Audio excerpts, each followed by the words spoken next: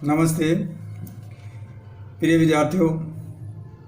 आज हम BA part third के प्रश्न पत्र प्रथम में अरस्तु के क्रांति संबंधी विचारों की विवेचना करेंगे। क्रांति संबंधी विचारों की विवेचना करने से पहले हम इस बात की जानकारी लेंगे कि अरस्तु के समय यूनान के नगर राज्यों में क्रांति द्वारा शासन प्रणाली में बहुत परिवर्तन होता रहा था। वजह कुछ भी हो, परंतु उस समय यूनान में बहुत सारे परिवर्तन अपने आप होते रहे हैं। मुख्य रूप से हम उनको क्रांति के साथ जोड़ सकते हैं। अगर हम क्रांति के स्वरूप की बात करें तो क्रांति की नेचर कैसी है, इसके संबंध में हम शासन व्यवस्था में परिवर्तन के नाम को ही क्रांति कह सकते हैं। यानी जो वर्तमान में शासन चल रहा है उसमें किसी न किसी प्रकार का परिवर्तन आए तो उसको मुख्य रूप से क्रांति के साथ में जोड़ा जा सकता है, या उस समय उसको क्रांति कहा गया है। तो इसके संबंध में क्रांति के क्या मुख्य प्रकार क्या हैं, इसके मुख्य प्रकार क्या हैं, किस प्रकार से क्रांति होती थी। तो पहली बात सामने हमारे ये आती है कि स्थापित शासन व्यवस्था के स्थान पर दूसरे प्रकार की शासन प्रणाली स्थापित करना, यानी जो शासन वर्तमान में चल रहा है उसके स्थान पर अगर दूसरे शासन व्यवस्था की स्थापना करना, जैसे कि हम जनतंत्र यानी डेमोक्रेसी के स्थान पर हम धनिक तंत्र ओलिग्रेसी ओलिग्रेसी के स्थान पे हम जनतंत्र को स्थापित करना चाहें, यानी शासन के रूप में परिवर्तन चाहें। जो स्थापित शासन है, जो चल रहा शासन है, उसमें अगर परिवर्तन चाहें तो ये भी एक मुख्य कारण हो सकता है कि क्रांति आएगी या क्रांति आती है। इसके साथ साथ दूसरा कारण ये भी है कि इसमें क्रांतिकारी दल शासन पद्धति को यथापूर्व रखते हुए शासन कार्यों में अपने सदस्यों को हाथ में ले लेता है। इसी वजह से भी क्रांति आती है। तीसरा जो मुख्य कारण है वो कई बार क्रांति किसी शासन पद्धति को बदलने के लिए नहीं, यानी शासन पद्धति में परिवर्तन नहीं चाहता है किंतु उसकी मात्रा में परिवर्तन करने के लिए होती है। जैसे हम बात करें जनतंत्र को अधिक या कम करने या कम बनाने की बात हो, तो इस वजह से भी इस प्रकार की क्रांति आती है। अगला क्रांति के प्रकार क्या हो सकता है, इसमें कई बार क्रांतिकारी दल शासन पद्धति में किसी एक अंश को बदलने का प्रयत्न करता है तो भी क्रांति आती है। उसको प्रकार के रूप में हम रख सकते हैं। अब हम बात करते हैं क्रांति के कारण। अरस्तु के अनुसार क्रांति के क्या क्या कारण है, किस वजह से क्रांति आती है, उस कारणों की हम विवेचना करते हैं। तो सबसे पहले हम तीन कारणों को या इसको तीन भागों में विभाजित कर सकते हैं। क्रांति के कारणों की बात करें तो उनको तीन भागों में विभाजित कर सकते हैं। पहला जो कारण है वो मूल कारण है, दूसरा जो कारण है वो सामान्य कारण है, और तीसरा जो कारण है वो विभिन्न शासन प्रणालियों में क्रांतियों के विशेष कारण की वजह से भी क्रांति आती है। तो हम बात करते हैं पहले मूल कारण की कि मुख्य कारण क्या है। अरस्तु के अनुसार क्रांति क्यों आती है, उसका मुख्य कारण क्या है। तो मूल कारण में हम जाएंगे तो अरस्तु यहाँ क्रांति का मूल कारण विषमता को मानता है, यानी जो समानता नहीं है विषमता आती है, उसके कारण क्रांति आती है। और समानता को दो प्रकार की होती है, जिसमें संख्यात्मक समानता और अनुपातिक समानता। अरस्तु योग्यता संबंधी समानता को अनुपातिक समानता मानता है, और इसके साथ साथ सब लोग इस बात पर सहमत हो जाते हैं कि निरपेक्ष न्याय की योग्यता अनुपात में होनी चाहिए। और कुछ लोगों को ये विचार है, कुछ लोग इस प्रकार से विचार करते हैं कि यदि मनुष्य किसी एक बात में समान हो तो सभी बातों में वो समान होना चाहिए। अगर एक बात में वो समान है तो दूसरी बातों में भी उसमें समानता आनी चाहिए। जब वे मनुष्यत्व की दृष्टि से समान हैं तो उनके अधिकारों, धन, संपत्ति आदि में समानता होनी चाहिए। इस प्रकार की विषमता नहीं होनी चाहिए। इस दूसरी और कुछ व्यक्तियों का ये मत है, कुछ लोगों का ये कहना है कि यदि कोई व्यक्ति एक बात में कुल या धन की दृष्टि से दूसरों से चढ़कर होता है तो वह अन्य बातों में भी बढ़कर होना चाहिए, दूसरी बातों में भी वो होना चाहिए। इसी विरोधी विचारधारा के संघर्ष के कारण, इसी प्रकार के संघर्ष के कारण विद्रोह होता है, क्रांति आती है।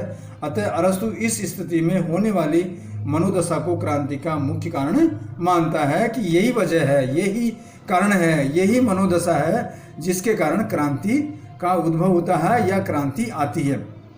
अब हम बात करते हैं सामान्य कारणों की। सामान्य कारणों में अरस्तु ने सामान्य क्रांति को निम्नलिखित सामान्य कारण बताए गए हैं। क्या क्या कारण हो सकते हैं जिनकी सामान्य चर्चा की गई है। ये तो पहले उपरोक्त में तो मूल कारण बताए गए हैं, परंतु बाद में जो सामान्य कारण है उन कारणों की में क्या क्या वजह है, क्या क्या कारण है जिसके वजह से क्रांति आती है। जिसमें मुख्य रूप से पहला कारण है शासकों की दुष्टता का तथा लाभ की लालसा। अगर शासक दुरुस्त है, शासक दुष्ट है और लालसा रखता है, इसकी वजह से भी जो प्रजा है वो रुष्ट हो सकती है, प्रजा में असंतोष आता है, जिसके कारण वो क्रांति का रूप ले लेती है। जब शासक वर्ग दृष्टावंश जनता के हितों की परवाह न करती हुई, यानी जनता के हितों की कोई परवाह नहीं करता और अपने घर बढ़ने लगते हैं, तो प्रजा को ही लगता है कि ये कैसा शासक है, ये कैसा शासक है और इसको क्या करना चाहिए। जनता के हितों की रक्षा के बजाय ये अपना घर बढ़ रहा है, तो शासकों के विरुद्ध उस शासन प्रणाली के कारण जनता में विद्रोह हो जाता है, जिसके परिणाम स्वरूप क्रांति आती है। ये वजह है, ये मोटी वजह है कि शासक को जनता के हितों में कार्य करना चाहिए, न कि अपने लालसा को सर्वोपरि स्थान रखना चाहिए। ऐसा नहीं होगा। अगर ऐसा करता है तो निश्चित रूप से क्रांति आती है। दूसरा, अगर सामान्य कारणों की हम बात करें तो वह है सम्मान की लालसा। अगर शासक में सम्मान की लालसा होती है, जब शासक किसी को अनुचित रूप से बिना योग्यता या बिना कारण से इस प्रकार से इस प्रणाली में शामिल करता है, जो योग्य नहीं है, जो कामयाब नहीं है, जो योग्यता नहीं रहे, अगर उसको सम्मानित करता है, तो निश्चित रूप से जनता के अंदर असंतोष पैदा होगा और वो असंतोष जिसके कारण क्रांति आती है, निश्चित रूप से वो हमारे सामने आके खड़ी हो जाती है। तो यहाँ पे जनता विद्रोह कर देती है। तो ये भी एक बड़ा कारण है कि सम्मान की लालसा में शासक अन्य अयोग्य व्यक्तियों को सम्मान देता है, तो निश्चित रूप से जो योग्य व्यक्ति है उसमें असंतोष पैदा होता है, जिसकी वजह से क्रांति आती है। तीसरा जो मुख्य कारण है वो किसी प्रकार की उत्कृष्टता का होना भी क्रांति का कारण बनता है, यानी उत्कृष्ट होना, किसी प्रकार से उत्कृष्ट होना, वो भी मुख्य रूप से क्रांति के कारण आती है। तो जब किसी राज्य में एक व्यक्ति या व्यक्तियों का गुट अन्य व्यक्तियों से अधिक उत्कृष्ट और शक्तिशाली हो जाता है, तो शासन सत्ता अपने हाथों में ले लेता है। ऐसी परिस्थितियों में राजतंत्र तथा वंश परंपरा से चलने वाले अनेक तंत्र उत्पन्न हो जाते हैं, स्वतः ये अपने आप ही उत्पन्न होंगे। इसलिए एथेंस तथा आगोस नामक राज्यों में यह परिपाटी प्रचलित थी कि शक्तिशाली बनने वाले व्यक्ति को राज्य से निर्वासित कर दिया जाता था, इसलिए भी क्रांति आती थी। अगला जो कारण है सामान्य कारणों में, वो है भय। दो प्रकार से व्यक्ति को क्रांति के लिए बाधित करता है, अपराध से बचने के लिए और अन्याय का प्रतिकार करने के लिए। उदाहरण अगर हम दें, फॉर एग्जांपल दें, तो रोड्स टापू में राज्य में जनता वहाँ प्रतिष्ठित व्यक्तियों पर अभियोग चलाने की धमकियाँ देती रहती थी और इसके बचाने के लिए उन्हें जनता के खिलाफ विद्रोह करना पड़ता था।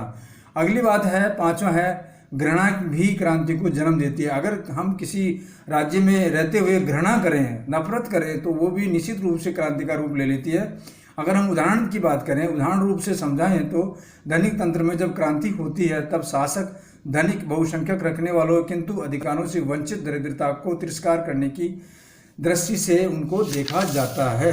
अगला कारण है छठा, राज्य के किसी अंग को में अनुपातिक से अधिक असाधारण वृद्धि होने के कारण भी क्रांति का मूल कारण होता है या क्रांति आ जाती है, सामान्य कारणों में माना जाता है। अगला कारण सामान्य कारण है निर्वाचन संबंधी षड्यंत्र भी क्रांति उत्पन्न करते हैं। अगर निर्वाचन में इस प्रकार के कोई षड्यंत्र किए जाते हैं तो भी उससे असंतोष पैदा होने के परिणाम स्वरूप क्रांति का रूप ले लेती है।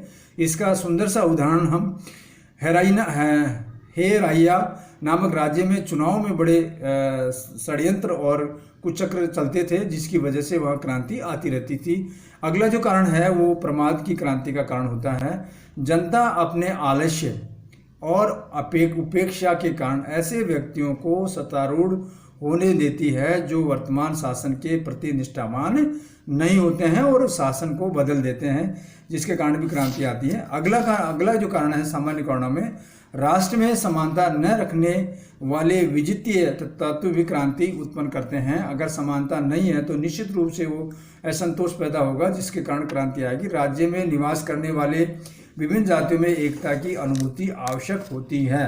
अगला है क्रांति क्षुद्र घटनाओं से गंभीर परिणामों एवं पारिवारिक विवादों से भी हो जाती है। अरस्तु मानता है, या अरस्तु के अनुसार अगर हम बात करें तो अनेक ऐसे मनोरंजक उदाहरण दिए जा सकते हैं, जैसे सिराक्यूज नामक राज्य में शासन सत्तारूढ़ व दो नवयुवकों के प्रणय संबंधी कलह से नगर में दो दलों में विभक्त कर दिया गया, दो दलों में बंट गया, जिसके क्रांति के परिणाम स्वरूप ही वो दो दलों में बटा। अगली हम बात करते हैं कि राष्ट्र के किसी विभाग की ख्याति या शक्ति में वृद्धि शासन व्यवस्था को जनतंत्रीय यानी किसी प्रकार की वृद्धि हो जाती है तो शासन के तंत्र को जनतंत्रीय या धनिक तंत्र की ओर झुका सकती हैं, इसलिए भी क्रांति आती है। अरस्तु इस बात में ये मानता है या ये कहता है कि जो तत्व यानी व्यक्ति, अधिकारी या जाति, इन तत्वों में राज्य की शक्ति में वृद्धि करता है उसकी प्रवृत्ति विद्रोह करने की ओर हो सकती है, जिसके कारण परिणाम स्वरूप क्रांति आ सकती है। अगला जो कारण है सामान्य कारणों में, वो क्रांति का एक कारण राज्य में परस्पर विरोधी वर्गों में, चाहे दरिद्र हो चाहे धनी हो, इन दोनों वर्गों में राज्य में संतुलन होना चाहिए। अगर संतुलन नहीं है तो क्रांति आ जाती है। जहाँ तक एक पक्ष दूसरे पक्ष से अधिक प्रबल हो जाता है तो निर्बल पक्ष प्रबल पक्ष के साथ लड़ाई मोल नहीं ले सकता है, किंतु जब दोनों पक्षों की शक्ति बराबर होती है तो दोनों को अपने विजय होने की आशा होती है। निश्चित रूप से होती है कि अगर दोनों पक्ष बराबर के हैं और दोनों पक्ष विजय होने की लालसा रखते हैं तो निश्चित रूप से क्रांति आएगी। वहाँ भी विद्रोह कर सत्ता स्थापित करने का प्रयत्न दोनों ही करते हैं। जहाँ मध्यम वर्ग प्रबंधी हो जाता है वहाँ ऐसी क्रांतियाँ नहीं होती हैं। अगला हम बात करते हैं जो तीसरी है क्रांति के कि विभिन्न शासन प्रणालियों में क्रांति के विद्रोह के कारण इसमें क्या क्या होता है। प्रजातंत्र में क्रांति के 3 कारण होते हैं। पहला जो कारण है वो यह है कि धनियों के साथ किया जाने वाला अत्याचार, दूसरा लोक नायक जन आंदोलन नेताओं को सेनापति का साथ में बढ़ाकर सारी सत्ता अपने हाथ में ले लेना तथा तानाशाही बन जाना, ये भी एक मुख्य रूप से कारण रहा है। तीसरा है जन आंदोलन के नेताओं का जनता की लोकप्रियता प्राप्त करने के लिए शासन की शक्ति को हथियाना, ये भी एक कारण है। धनिक तंत्रों में क्रांति के 2 बड़े कारण जनता के साथ अन्यायपूर्ण बर्ताव तथा शासक वर्ग के आपसी झगड़ों तथा दलबंदियां होती हैं, जिसके कारण भी क्रांति आती है। कुल इन तंत्रों के क्रांति का कारण ये भी है कि उनके शासन में भाग लेने वाले व्यक्तियों की संख्या सीमित होती है, जिस वजह से भी क्रांति आती है। अब हम बात करें क्रांतियों के प्रतिकार या प्रतिकारों के उपाय की क्रांति किस प्रकार से रोकी जाए, क्रांतियाँ नहीं आए, तो उसके संबंध में अरस्तु विभिन्न प्रकार के तर्क रखता है। उन तर्कों को हम विस्तार पूर्वक अध्ययन करेंगे। उन तर्कों में सबसे पहले बात यह आती है कि क्रांतियों के कारणों का सूक्ष्म विश्लेषण अध्ययन करने के बाद अरस्तु उनके निराकरण के निम्न उपाय ढूंढता है या उनके निराकरण के बारे में वो कुछ इस प्रकार से बातें रखता है जिसका वो स्पष्ट रूप से निवारण करता है। पहला निवारण है जनता में कानून के पालन की तथा उसके प्रति सम्मान बढ़ाने की भावना उत्पन्न करनी चाहिए। अरस्तु का ये मानना है कि जनता में कानूनों का पालन होना चाहिए। राज्य में रह रहे व्यक्ति उस कानूनों का पालन सभी लोग करें और उनके प्रति सम्मान बढ़ाएं।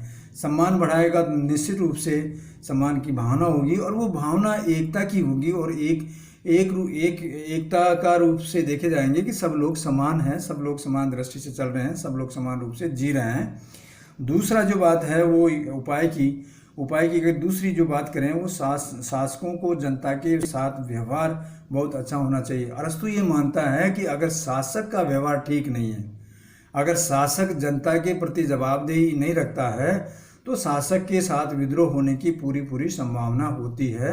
इसलिए अरस्तु ये मानता है कि क्रांति नहीं होनी चाहिए और क्रांति नहीं होगी तो उसमें सबसे बड़ी बात ये आती है कि शासक को जनता के साथ बहुत अच्छा व्यवहार रखना चाहिए, तभी जाकर के क्रांतियाँ रुक सकती हैं। क्रांतियाँ नहीं आएंगी उसका मोटा कारण यही है कि वो शासक जनता के प्रति अच्छा व्यवहार रखे और जनता के हितों के अनदेखी नहीं करे, उनका आदर करे। तीसरा कारण है विषमता क्रांति की जननी है। अगर कहीं समानता नहीं दिख रही है तो निश्चित रूप से विषमता भी उस क्रांति का जननी मानी जाती है। क्रांति आना स्वाभाविक होती है। अतः शासन का लक्ष्य सदैव समानता का व्यवहार होना चाहिए। अगर राजा शासन कर रहा है तो उसमें सबसे मोटी बात यह होनी चाहिए कि वो समानता का व्यवहार करे, जनता के साथ में समान रूप से व्यवहार करे, किसी को ऊंचा या किसी को नीचा नहीं समझे। अगला उपाय यह है कि एक व्यक्ति या वर्ग में अधिक शक्ति केंद्रित नहीं होनी चाहिए। अगर केंद्रित सेंट्रलाइज है तो निश्चित रूप से वो एक तरह से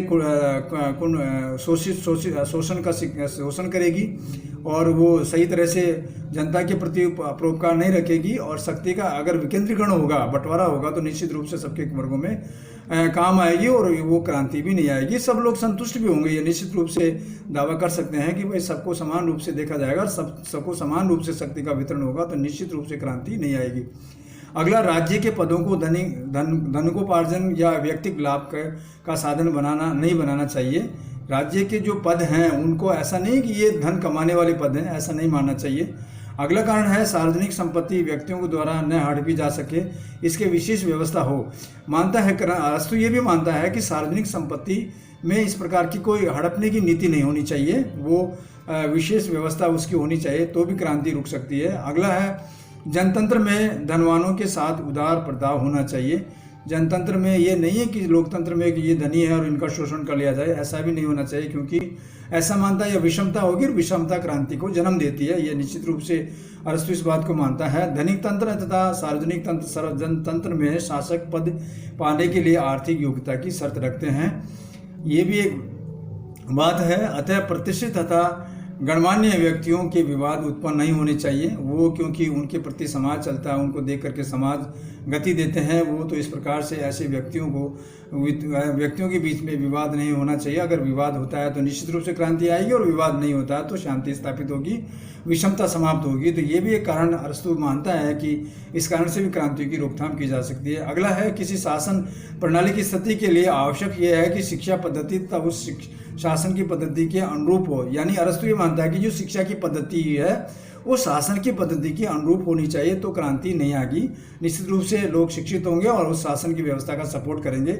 अगला है मनुष्य अपने व्यक्तिगत जीवन की परिस्थितियों के कारण भी क्रांति होती है। हर कोई व्यक्ति अपनी परिस्थिति के अनुसार मजबूर हो जाता है और वो उस कार्य को करने के लिए उसकी मजबूरी हो जाती है। तो ये भी एक ध्यान रखना चाहिए कि मनुष्य अपने व्यक्तिगत जीवन की परिस्थितियों के कारण भी क्रांति होती है और अतः एक ऐसा राजकीय अधिकारी नियत करना चाहिए और वो ध्यान रखना चाहिए कि ये सब लोग संतुष्ट हैं और सबकी कार्रवाई सही चल रही है या सबके कार्य सही ढंग से हो रहे हैं, जिसके कारण भी क्रांति की कहीं मायने पर रोकथाम की जाती है या वो क्रांति नहीं होती है, तो क्रांति होने के पक्ष में वो रोकथाम हो सकती है। धन्यवाद।